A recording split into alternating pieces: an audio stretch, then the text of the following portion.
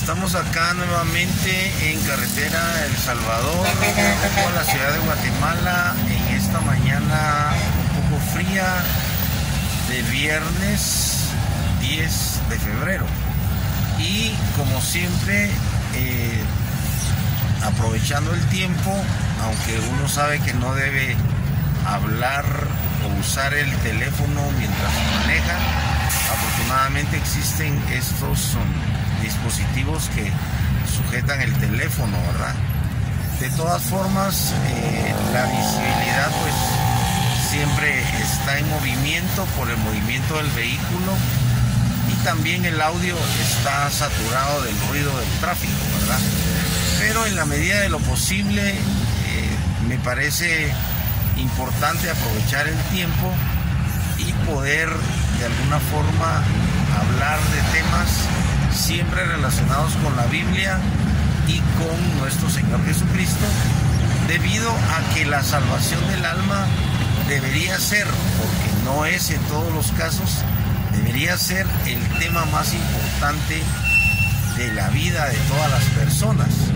Pero sabemos que no todos son simpatizantes del cristianismo, a veces son simpatizantes de la Biblia, pero dentro de religiones como los Testigos de Jehová, que obviamente creen en Cristo, pero tienen otra versión de la Biblia, por ejemplo, en la que Cristo no se le da el título de Dios.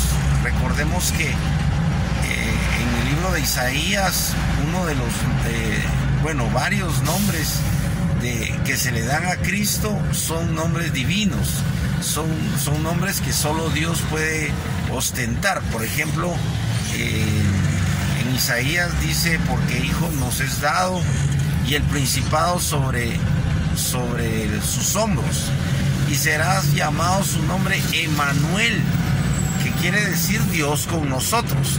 No quiere decir un representante de Dios, no quiere decir un arcángel de Dios, no quiere decir simplemente uno de los hijos de Dios, quiere decir Dios con nosotros, o sea, Dios mismo en la tierra.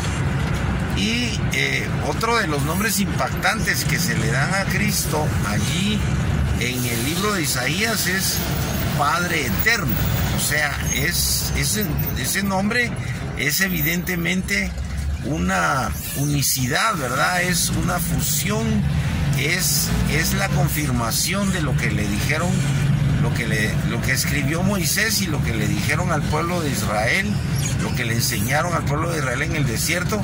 Oye, Israel, Jehová tu Dios uno es. Entonces, cuando dice que Cristo, que ese niño, porque lo está profetizando Isaías, parece que en el capítulo 9 y después en el capítulo 53, ese niño ya se convirtió en hombre, y es nada menos que Jesucristo a la edad de 30 o 33 años, cuando es crucificado, porque en el libro de Isaías narra al menos 700 años antes de la aparición de Cristo, narra cómo iba a ser la crucifixión, ¿verdad? Cuando dice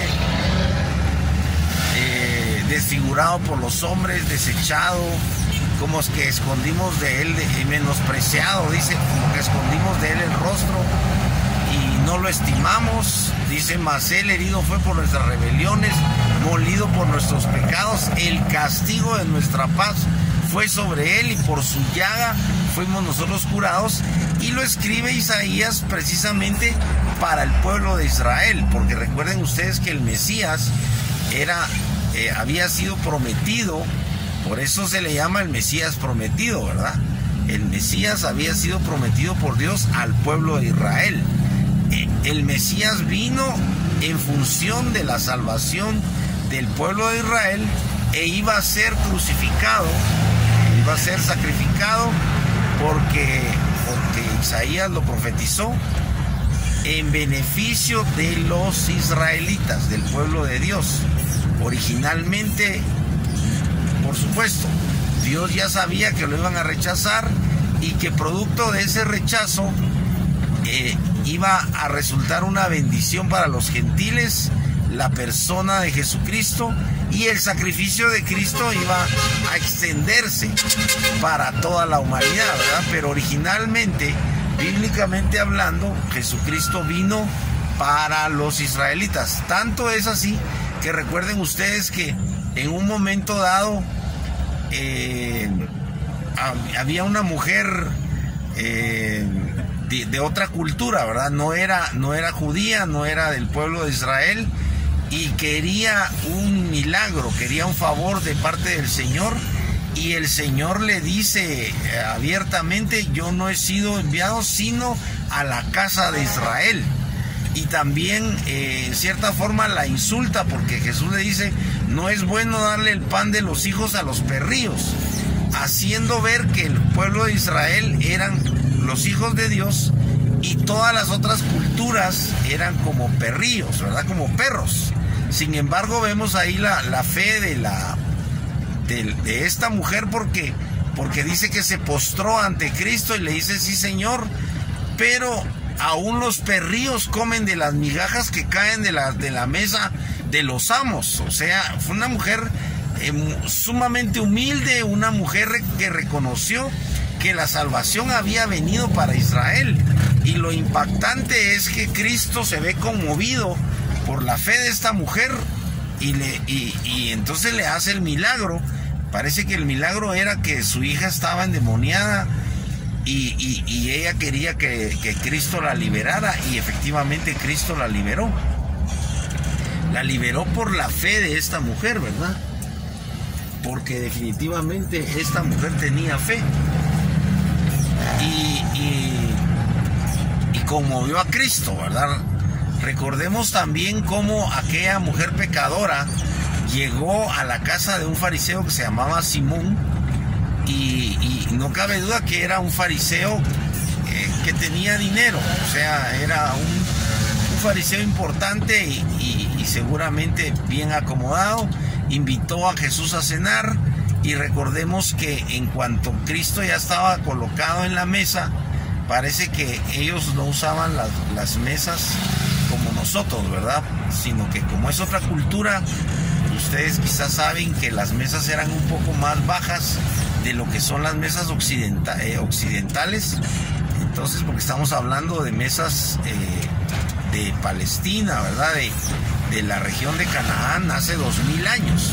Entonces parece que no se sentaban como nosotros en sillas, sino se sentaban, no sé, como de otra forma. El caso es que desde que llegó Cristo, desde que estaba sentado a la mesa, dice que llegó una mujer que empezó a llorar a los pies de Cristo, y obviamente al llorar le caían las lágrimas de ella a los pies de Cristo, y le mojaba los pies con las lágrimas. Pero dice que la mujer le secaba las lágrimas con su propio cabello, ¿verdad? Tal vez no llevaba ningún trapo y no lo pudo hacer con su propio vestido, ¿verdad? Porque no podía ella descubrirse para nada ante los hombres, ¿verdad? Entonces, pero no sabemos por qué la dejaron entrar y por qué permitieron que ella se postrara a los pies de Cristo, pero el punto es que ella estaba llorando, enjugándole las lágrimas o secándole las lágrimas con los cabellos, y también llevaba un perfume y empezó a ungir los pies de Jesús, o sea, a colocarle el perfume.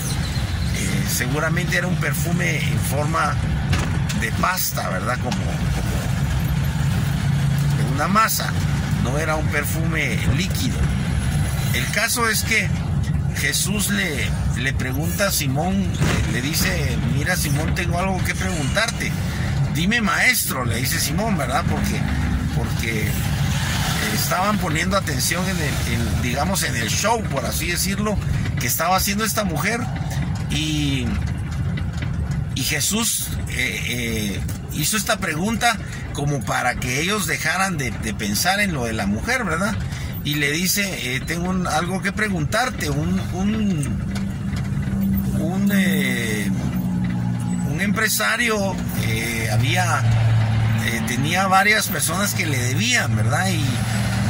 O deudores, y uno de ellos le debía solo 50, pero el otro le debía 500, ¿verdad? Digamos, en ese tiempo eran denarios, pero hablemos de $50 y $500, ¿verdad? Entonces, pero $500 en ese tiempo era mucho dinero. 500 denarios era mucho dinero. Y le dice, pero no teniendo ninguno de los dos con qué pagar, le perdonó la deuda a los dos. Entonces Cristo le hace una pregunta de párvulos, o sea, le hace una pregunta elemental que cualquiera, no necesita tener un título universitario ni ser licenciado para responder. O sea, una pregunta que hasta un niño de primaria la puede responder. Y le dice Cristo al fariseo, ¿quién crees tú que está más agradecido de los dos? Y entonces Simón, como quien le pregunta la teoría de la relatividad, ¿verdad? Y como quien hubiera sabido cómo explicar la teoría de la relatividad, le dice, pues pienso que está más agradecido al que se le perdonó más, ¿verdad? O sea, al que le perdonaron 500 denarios o $500, está más agradecido que al que le perdonaron solo 50, ¿verdad? Y entonces, definitivamente, el Señor le dice, vine a tu casa y no me lavaste los pies. Y como Simón era un hombre que tenía dinero, seguramente tenía criados. Entonces, a él no le costaba nada decirle a un criado, mira, lávale los pies al maestro. Sin embargo, no lo hizo. Tampoco le costaba nada que le secaran los pies después de lavárselos. Y tampoco, porque es parte de la cultura de Oriente, dar un beso entre hombres, no sé si en la mejilla, pero eso, ya ven ustedes que en Europa es parte de la cultura, ¿verdad? Los italianos se besan y se dan 2 besos, ¿verdad? Un beso en cada mejilla, y son hombres, y eso no tiene nada que ver con la sexualidad, porque es un asunto cultural de saludo.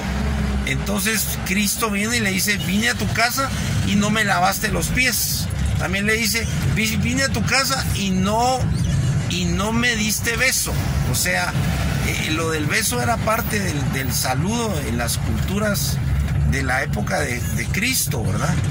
Y entonces, y vemos que eso perdura. Los argentinos, por ejemplo, los argentinos se besan un montón. También los franceses se besan, siendo hombres, como parte del saludo, ¿verdad? Los italianos. Y le dice, no ungiste mi cabeza con aceite, porque en ese tiempo parece que se usaba el aceite como para quitar el polvo, ¿verdad? Porque todas las calles de la ciudad de Jerusalén o de Galilea o de Belén o de todos esos pueblos o aldeas eran completamente polvorientas, ¿verdad? Estamos hablando de una época en la que no se había inventado el asfalto, aunque ya se conocía el cemento, ¿verdad? Porque ustedes saben que el cemento lo inventaron los romanos, ¿verdad? Los romanos descubrieron que pulverizando las rocas de la lava, de las erupciones de los volcanes, y mezclándolas con agua, con eso crearon el cemento, ¿verdad? El cemento es sumamente antiguo, pero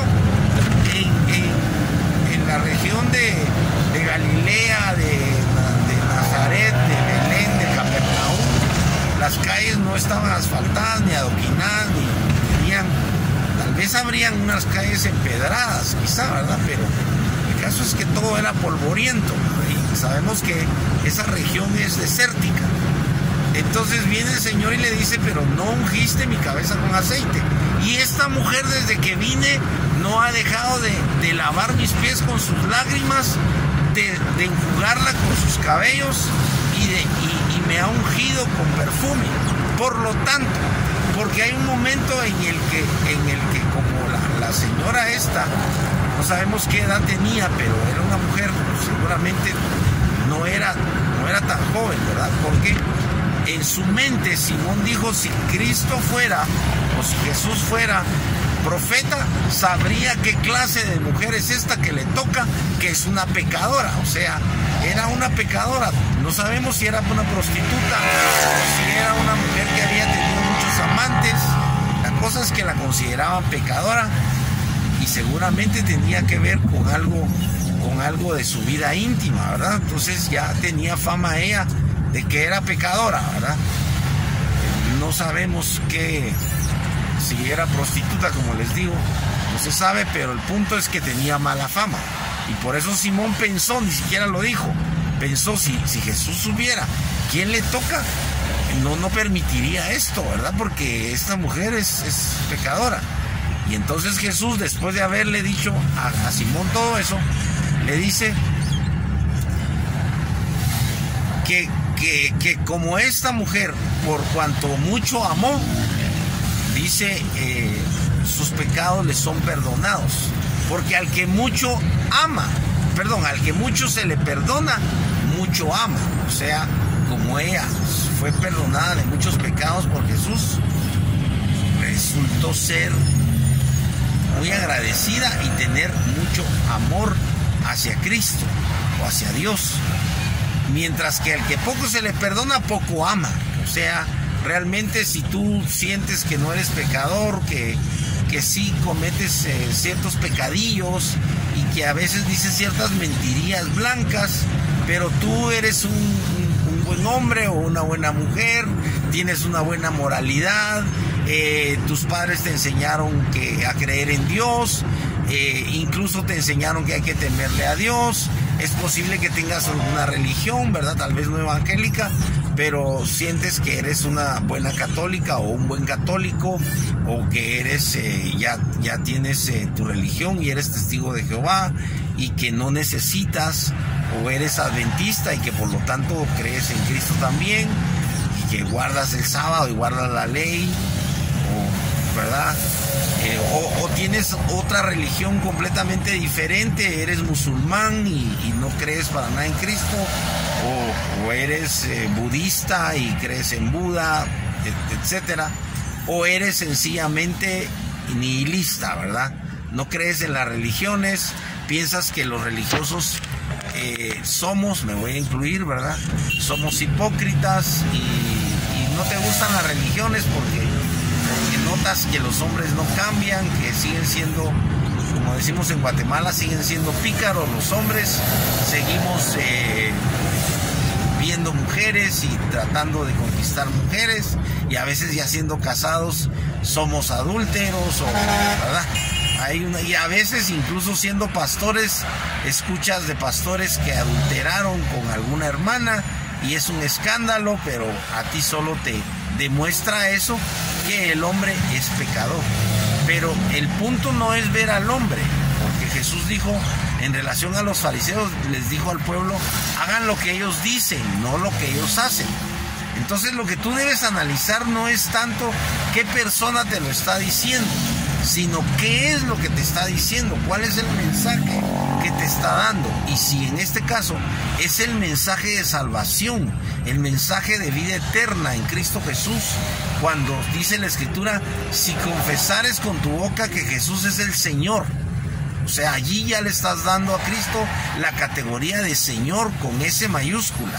No es un Señor con S minúscula, porque un Señor es cualquier persona. Yo soy un Señor, pero está hablando de el Señor de señores, el Señor Jesucristo, el Señor Dios, Adonai, como le llaman los judíos, ¿verdad? Adonai o el Shaddai es el Señor, es el dueño, es el propietario de todo el universo. Es Jehová de los ejércitos. Entonces, si confiesas con tu boca que Jesús es el Señor, o sea, si has tenido la revelación o el luzazo, decimos en Guatemala, ¿verdad? O el privilegio de poder entender que Dios mismo se hizo hombre, se hizo carne. Cuando dice Juan en el Evangelio, dice, en el principio era el verbo y el verbo era con Dios. Entonces, aparentemente hay dos, estaba el verbo y el verbo estaba con Dios, pero luego dice, y el verbo era Dios. O sea, en eso lo unifica, lo fusiona, porque Dios se manifiesta en forma del Hijo, se manifiesta en forma de Dios el Padre y se manifiesta también en la divina persona del Espíritu Santo. Pero Dios es uno. El problema es que eso no se puede comprender, intelectualmente no se puede explicar. Los filósofos no pueden explicarlo. Para los filósofos es como si el cristianismo fuera politeísta, porque para los filósofos no pueden unificar la Trinidad, o aceptan que hay un solo Dios, como por ejemplo pasa en la iglesia unitaria, se llama, ¿verdad? Porque como nosotros creemos en la Trinidad, en Dios Padre, Dios Hijo y Dios Espíritu Santo, por la teología que sabemos que es una teología católica, pero es acertada, es la teología de Santo Tomás de Aquino desde el siglo XIII, ¿verdad? Entonces nosotros heredamos en primer lugar, a raíz de la conquista desde el siglo XVI, desde el 1525, cuando viene Pedro de Alvarado, nosotros heredamos el catolicismo. Y luego en Europa, en el siglo XVI también, o sea, en el mismo siglo, mientras acá nos están conquistando, invadiendo y masacrando, ¿verdad? Y esclavizando, porque realmente lo que pasó aquí no solo en Centroamérica, sino en toda Latinoamérica, fue un esclavismo total, ¿verdad? Los españoles vinieron a saquear completamente toda Latinoamérica, todo el oro y todo lo que ellos quisieron. Ellos se apropiaron. El hecho de haber descubierto, entre comillas, América, de haber venido a conquistarla, entre comillas, les dio históricamente el derecho, que podríamos preguntar, pero ¿quién les dio el derecho? O sea, ¿en qué momento ellos se sintieron autoridad y propietarios de toda América? El punto es que eso no les importó. O sea, con la bendición de los reyes católicos, ¿verdad? Bastaba. O sea, como que si los reyes católicos hubieran sido Dios mismo, o si hubieran sido, ¿cómo decirles? Para los que en ese tiempo eran politeístas, ¿verdad? Como que si los reyes católicos hubieran sido dos dioses del Olimpo que les estaban dando autoridad. Sencillamente los españoles vinieron a saquear toda América y vinieron a esclavizar a todas las culturas. También los incas fueron esclavizados en Sudamérica, absolutamente todos. El punto es que impusieron la religión católica, y ustedes ya saben cuál es el producto de esa imposición religiosa, ¿verdad? Cómo el sincretismo religioso surgió a raíz de que los indígenas tuvieron que cambiar a sus dioses por lo que según ellos eran los dioses de los españoles, ¿verdad? Porque ellos no tenían la comprensión ellos no iban a entender la Biblia, ellos no iban a entender la tradición y la teología católica. Ellos no tenían la capacidad, no porque fueran tontos, sino porque eran otra cultura, hablaban otro idioma, tenían otra cosmología, otra concepción del mundo. Recuerden ustedes el Popol Vuh.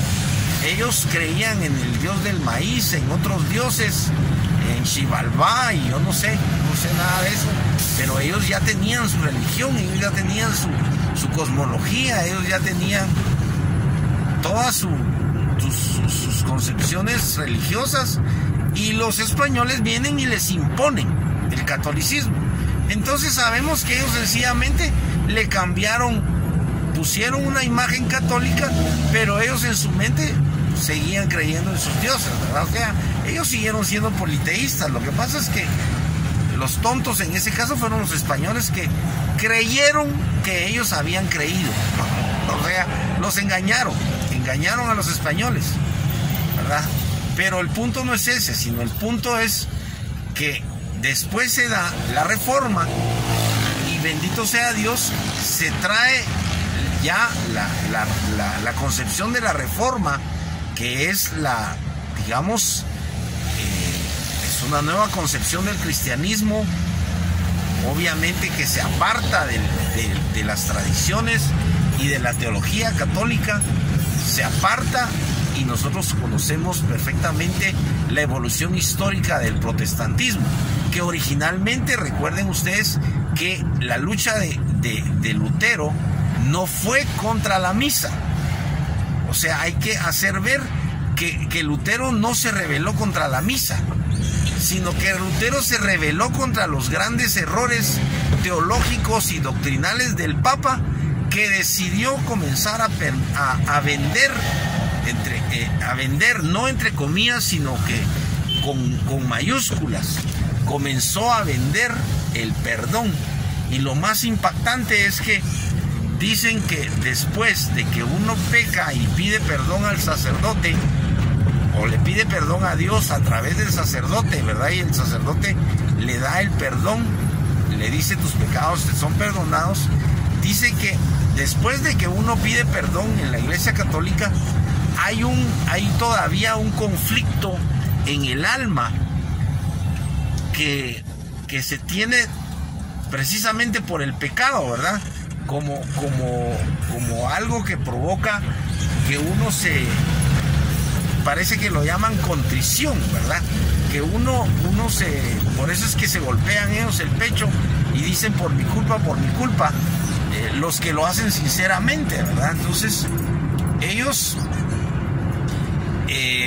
parece que el Papa estaba yendo más allá, porque estaba ofreciendo poder quitar, con la venta de la bula papal, poder quitar ese conflicto. O sea, imagínense ustedes, por un lado, el grado de pretensión del Papa de no solo vender el perdón, no solo ofrecer sacar a la gente del purgatorio, porque el Papa se creía que tenía la autoridad, o el papado, o la iglesia de Roma, ¿verdad? Que era la iglesia principal, tenía la autoridad espiritual para sacar del purgatorio a los parientes de aquellos que pagaran el impuesto el impuesto para la bula, ¿verdad? O sea, era algo incomprensible. Por un lado, esa pretensión papal, que el Papa se había autonombrado la cabeza de la iglesia, y una de las tesis de Lutero, que eran simples tesis. O sea, el Papa está diciendo tal cosa y no es así, es de esta forma, porque la Biblia dice que la cabeza de la iglesia es Cristo, por ejemplo, ¿verdad? Esa es una de las tesis. Entonces, sencillamente, Lutero estaba enseñándole a la gente que lo que el Papa estaba diciendo no era cierto. Y sobre todo, Lutero les estaba haciendo ver que el Papa no tenía la autoridad y no tenía por qué vender el perdón, porque la Escritura dice: por gracia sois salvos. O sea, por gracia significa de regalado, es un regalo, y por eso dice: y no es por mérito de vosotros, sino es don de Dios, es un regalo.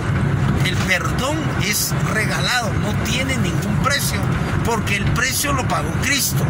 Entonces, la redención sí tenía un precio, y fue el precio más elevado del universo, porque el precio de la redención de la humanidad, no solamente del pueblo judío, sino de la humanidad entera, el precio fue la sangre bendita, preciosa y poderosa de Jesucristo. Ese fue el precio. Por eso dice la Escritura que no fuimos redimidos con oro ni plata, sino con la sangre preciosa de Jesucristo. Entonces, por eso yo estoy haciendo ver la importancia de que ustedes piensen en que el sacrificio de Cristo, por supuesto, tiene razones políticas, tiene razones sobre todo religiosas, que los del Sanedrín y los fariseos no creyeron ni aceptaron que Cristo fuera el Mesías, y que él estaba pretendiendo ser quien decía ser, pero que realmente no era, porque realmente no era el unigénito Hijo de Dios, realmente no era el Hijo, el único Hijo de Dios, ¿verdad? El primogénito de Dios, no era divino, porque ellos no creían, si es que lo oyeron, la historia de que él no era hijo de José el carpintero, ¿verdad? Sino que él había venido por un milagro en la Virgen María. Ustedes saben, la divina concepción, la concepción en la que el Espíritu Santo hizo sombra sobre ella y ella quedó embarazada por obra de Dios. O sea, fue un milagro, pero ellos no lo creían.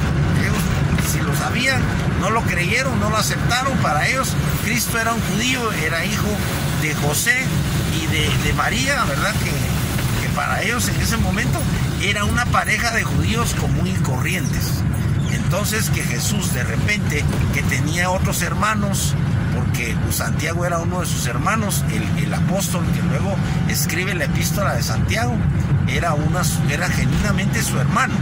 Tanto que hay un momento en el que le dicen a Jesús: tu madre y tus hermanos quieren verte, porque ya Jesús tenía fama y ya Jesús estaba rodeado de muchos discípulos.